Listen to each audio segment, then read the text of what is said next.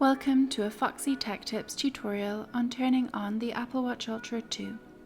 If you find this tutorial helpful, please consider subscribing to my channel and liking the video. To turn on the Apple Watch Ultra 2, you need to hold down on the digital crown. The time will appear on the screen.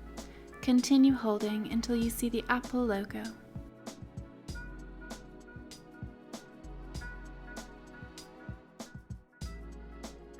The watch will now turn on. This will take a few moments. You will have to enter the watch's password. And that draws an end to this tutorial. Please like the video if you found it helpful and subscribe to Foxy Tech Tips for more Apple Watch Ultra tips and tricks.